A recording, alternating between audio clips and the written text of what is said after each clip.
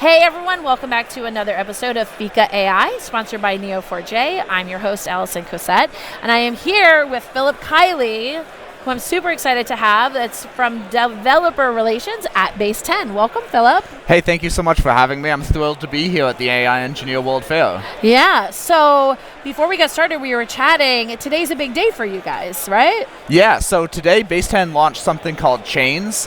Chains is our multi-step, multi-model inference product. So basically you can take multiple models and chain them together. We'll handle the orchestration of that workflow. It lets you separate your business logic from your model code. It's just a really exciting next step for our platform as we think about how to help people get even more value out of the models that they're developing and deploying. So I'm super interested in this because I know a lot of people have been struggling with how do you balance the business logic. So what are some of the early example use cases of where you think this is going to benefit the folks you're working with? Yeah, so here's a super simple one. And it almost sounds like a riddle. So like, how do you transcribe an arbitrarily long audio file in constant time? And the answer is you cheat. You break it up into a bunch of chunks and you transcribe all of those in parallel and then you stitch them back together. So that's a common use case on top of like the Whisper model, right? Whisper is great. It's an amazing model for turning speech into text. But depending on the implementation, you might only be able to send like 5 to 30 minutes of audio through the model at once.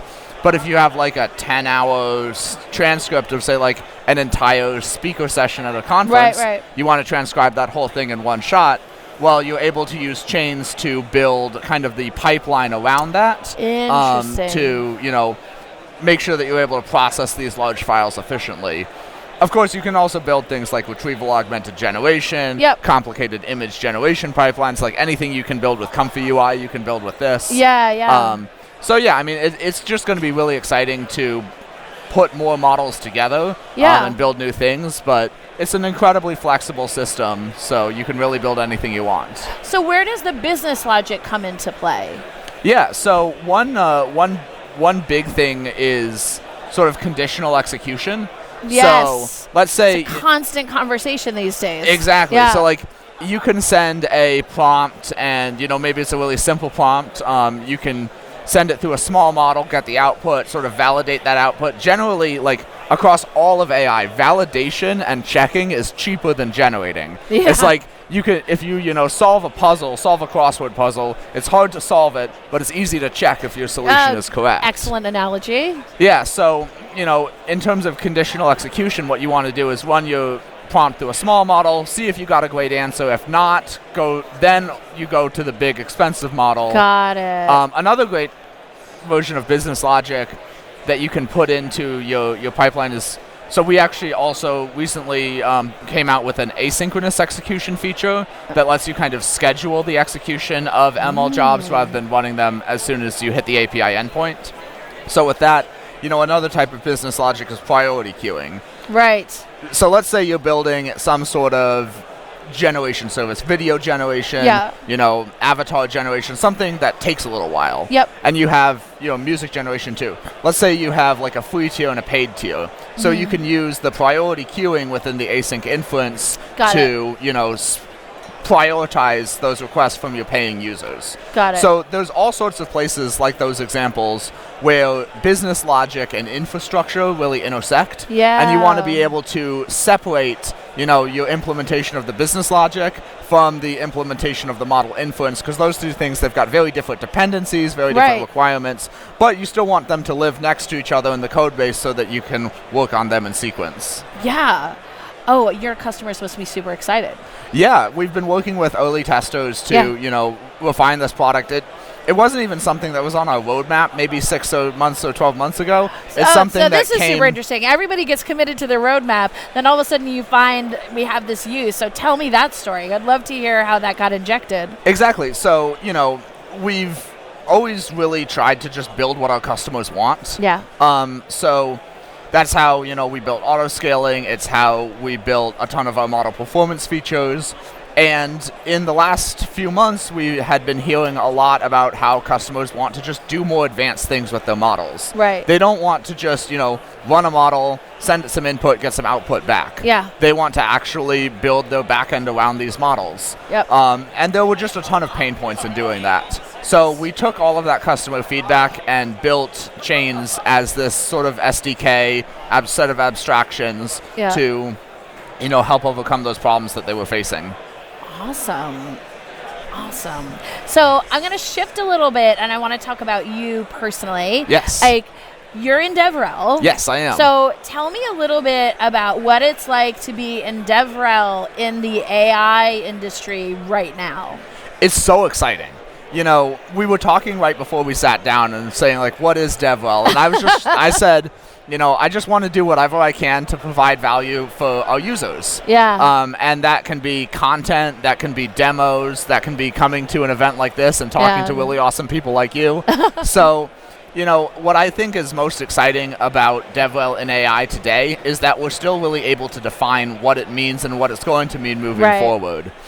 I think that, as a piece of, practical career advice, if I'm in any position to give that to, other developer relations people coming into the AI space, is that there is a great deal of, energy and enthusiasm at the, customer level, at the individual user level. Mm-hmm. But one place where developer relations can actually provide a ton of value is in a traditional sales cycle.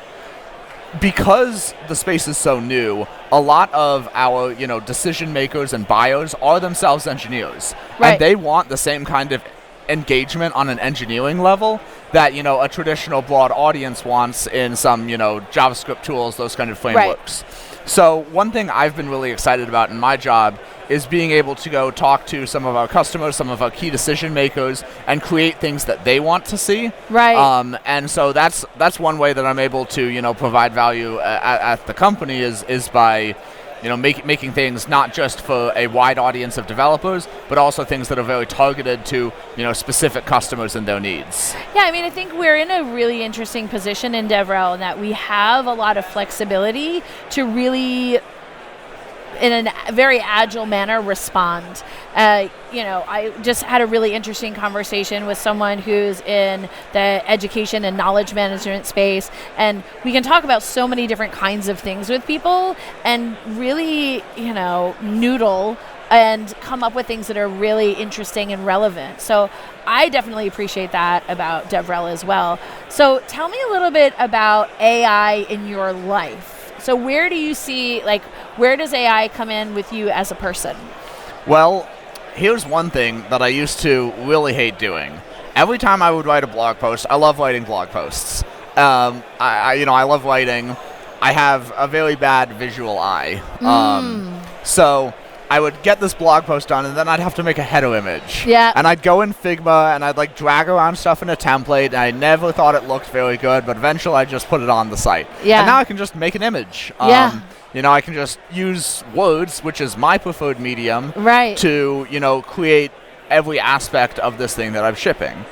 And what I'm really excited about is how multimodality is going to allow everyone to do that in their preferred medium.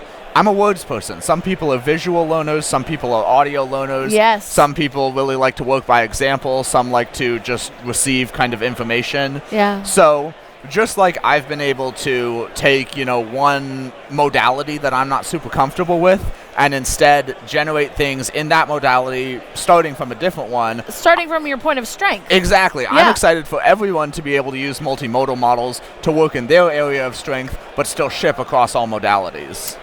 I love that. Thank you. That's fantastic. The one thing I like to close out with everyone is when you look to the future of AI, is there something you're either really excited about or really curious about that is coming up?